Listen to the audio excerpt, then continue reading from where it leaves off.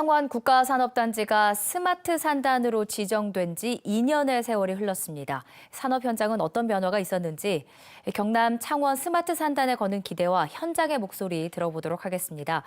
산단 입주 기업 중 하나인 자동차 조향장치 제조기업 태림산업 오경진 부사장 만나봅니다. 어서 오세요. 안녕하세요. 네, 반갑습니다. 네. 그러니까 스마트 산단을 두고 보통 이렇게 노후화된 산단에 스마트라는 옷을 입혔다. 이렇게 표현을 하기도 하더라고요. 그런데 이게 눈에 보기에 달라진 게 없다 보니까 어떤 변화가 있는지 느끼기는 어려운데 어떻게 이해를 하면 되는 걸까요?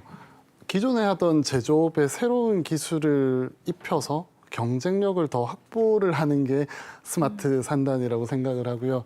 뭐 생각보다 거기 안에는 많은 것들이 있어요. 어떤 분들은 로봇만 생각하시는데 네. 뭐 로봇부터 해서 데이터, 뭐 AI, 그리고 센서들 이런 새로 나온 기술들이 옛날에 비해서 많이 싸지기도 했고 좀 더 우리한테 가까워졌거든요. 그런 걸 잘 활용해서 원래 하던 일의 경쟁력을 더 높이는 게 스마트 산단이 아닌가 생각하고 있습니다. 그러면 태림산업 같은 경우, 그러니까 태림산업은 그러니까 자동차 방향을 조절하는 부품을 만드는 기업이라고 들었는데요. 구체적으로 어떤 변화가 있었습니까? 뭐 한마디로 표현하면 주먹구구로 했던 일을 더 옛날보다 똑똑하게 하는 것 같아요. 네. 당연히 저희도 제조를 오래 했으니까 사실은 뭐 주먹구구라기보다는 일을 잘하고 있었지만 최근에 많은 좋은 기술들이 생겼고 특히나 데이터라는 거는 옛날에 비해서 많이 연결되고 또 더 포괄적인 데이터들이 많이 수집이 되고 있거든요.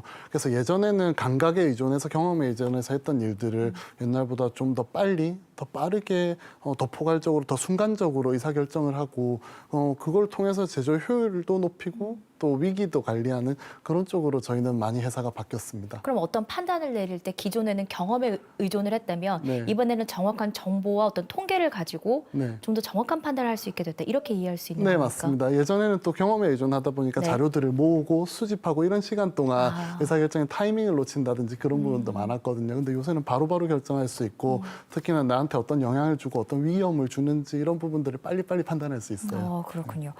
그런데 이제 스마트 공장 도입할 때 항상 나오는 우려 중에 하나가 사람이 하는 일을 컴퓨터, 기계가 대신하다 보니 일자리는 줄어들지 않을까 하는 거거든요. 실제 어떤 변화가 있었습니까?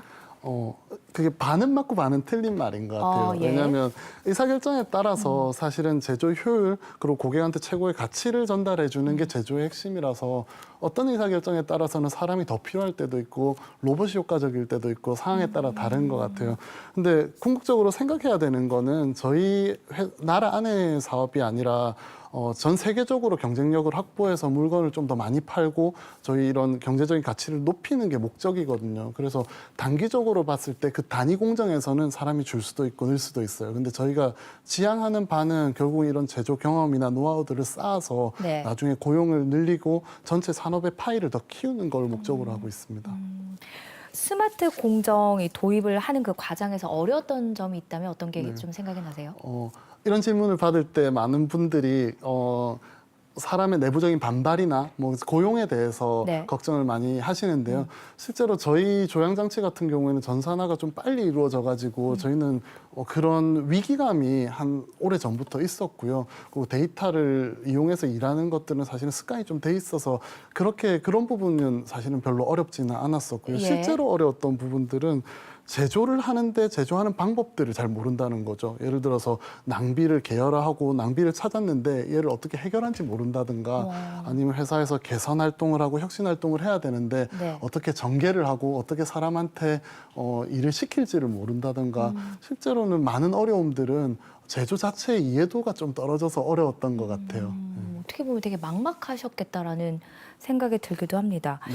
근데 직접 이렇게 스마트 공정을 도입하고 만들어 보니 창원 국가산단이 스마트 산단으로의 변화가 필요했다, 지금 필요하다 이렇게 판단을 하세요? 어떻게 보세요? 네, 맞습니다. 저희는 수출을 대부분으로 하고 있는데 네. 우리나라 산업이 가진 국제 경쟁력도 있지만 지금 예전에 이제 가격과 품질 사이에서 저희가 자리를 잡고 있었는데 지금은 상대 경쟁하는 국가나 나라에서 너무 잘하고 있어요. 그런 네. 경쟁력들이 옛날에 비해 가지고 상대적으로 저희가 좀 더 약해지고 있다는 느낌을 많이 받거든요.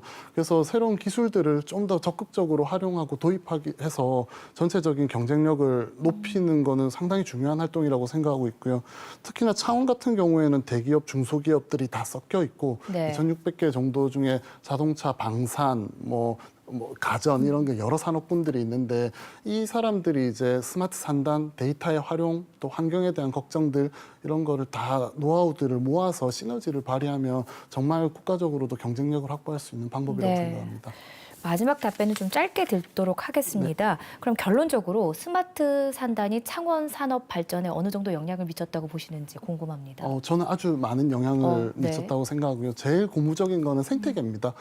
예전하고 다르게 아까 말씀드린 것처럼 협업이 중요한 시대고 창원국가 산단만큼 민간 학이 다 한 목소리를 내서 좋은 생태계를 만들어서 그렇게 여러 가치를 발생을 시키고 그게 홍보함으로써 또 여러 배우려는 사람들과 우리 또 배움을 통해서 또 새로운 가치를 만드는 그런 경험들을 많이 하고 있습니다. 네, 알겠습니다. 오늘 말씀은 여기까지 듣도록 하겠습니다. 고맙습니다.